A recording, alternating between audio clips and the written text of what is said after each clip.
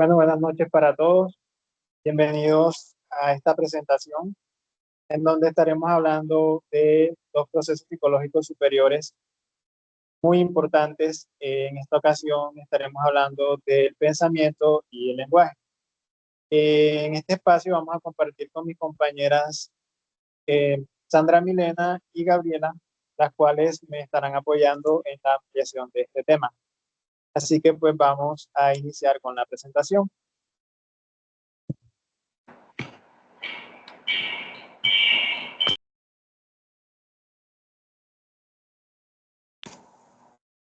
Bueno, hablando un poco del pensamiento, podemos definir este como ese proceso mental que implica la generación, la evaluación y manipulación de información para llegar pues a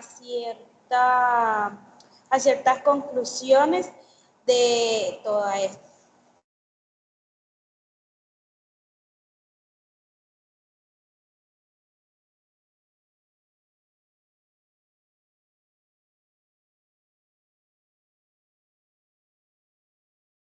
Bueno, continuando con la presentación de estos procesos, como bien sabemos, tienen una influencia a nivel cerebral, en donde un grupo de estructuras cerebrales están directamente relacionadas con el pensamiento.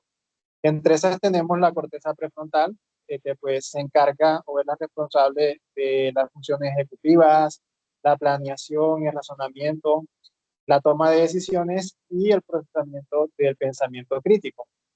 También podemos relacionar lo que es la corteza parietal, la cual está involucrada con la percepción, con todos los procesos sensoperceptibles, así como también el procesamiento de la información. También podríamos asociar lo que es la corteza temporal, que está relacionada con la memoria y el reconocimiento de ciertos patrones. Y también podríamos agregar en ese aspecto el cuerpo calloso, el cual pues es un conector de los hemisferios y con esto facilita la comunicación entre ellos.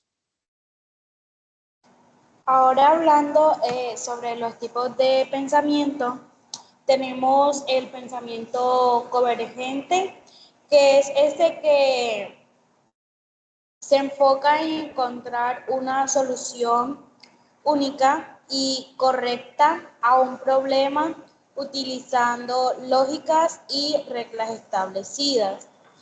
Tenemos el pensamiento divergente en el cual se generan como múltiples soluciones y posibilidades sin limitarse quizás a una sola respuesta. Y tenemos el pensamiento crítico que se enfoca pues en analizar información de manera objetiva, considerando diferentes perspectivas y argumentos para llegar a conclusiones con fundamento.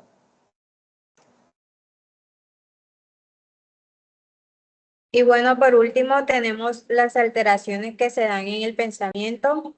Como vemos aquí, una de las primeras es el trastorno de la forma del pensamiento. En este caso, la persona tiene una desorganización en el discurso y el proceso del pensamiento. Aquellas personas pues que no coordinan estas dos.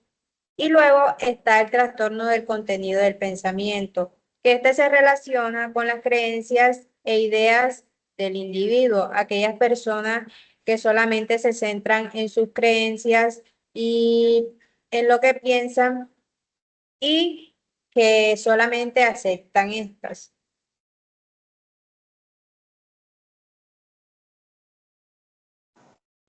Ahora, hablando un poco pues del lenguaje, podemos decir que es un sistema de símbolos, sonidos y gestos que utilizamos para comunicarnos y transmitir información. También pues se puede utilizar para expresar pensamientos, ideas y emociones a otras personas.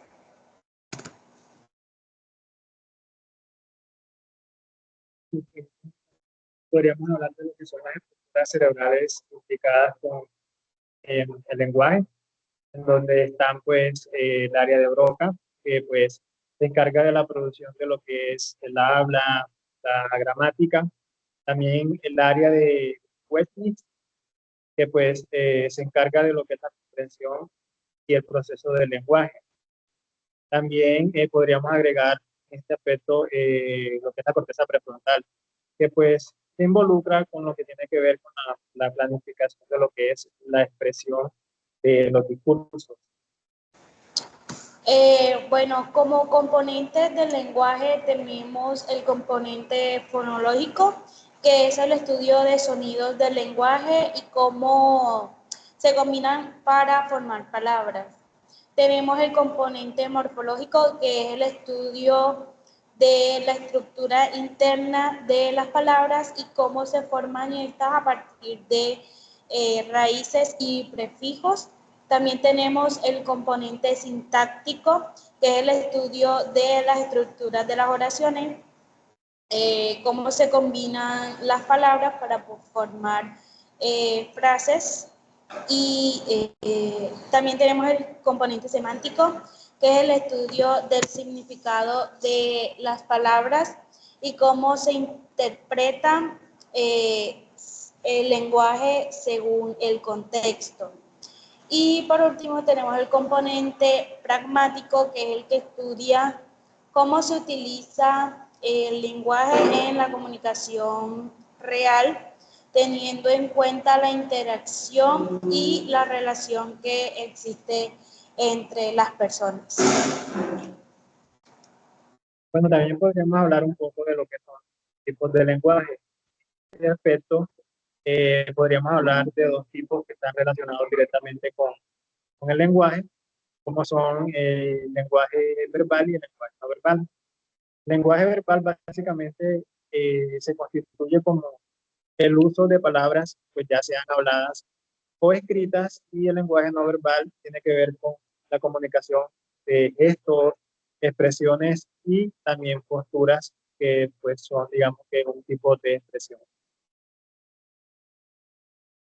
Y bueno, por último tenemos las alteraciones que se dan en el lenguaje. Una de ellas es la afasia, que es la pérdida total de la capacidad del habla y la comprensión del lenguaje. Otra es la afasia de Broca, que esta es la dificultad para producir el habla. En este caso, la persona no tiene la capacidad para hablar. Y por último, tenemos la afasia de Wernicke, que es la producción del habla fluida, pero con falta de sentido. En este caso, la persona pues puede hablar de una manera, digamos que rápida, pero sus palabras no concuerdan o no tienen un sentido en sí. Y por último, tenemos la relación que existe entre tres autores, en este caso Vygotsky, Piaget y Chomsky. Bueno, la relación entre pensamiento y lenguaje, según Piaget, él nos dice que el pensamiento procede al lenguaje. En este caso, el lenguaje es una herramienta que permite expresar y comunicar pensamientos.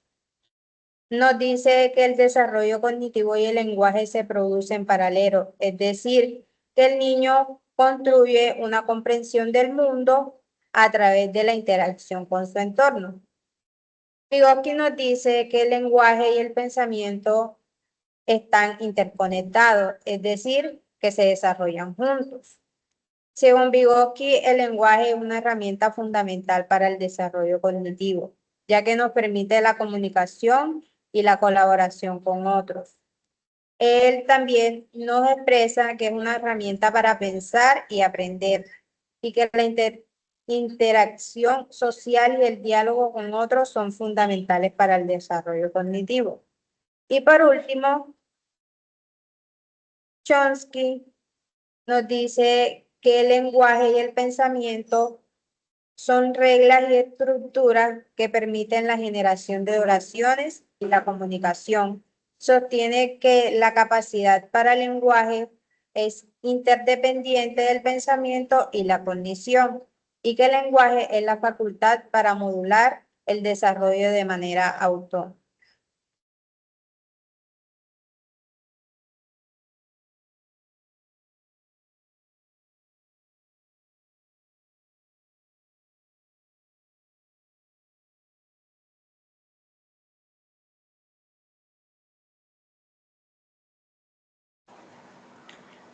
Bueno, y con esto finalizamos nuestra presentación sobre el pensamiento y el lenguaje.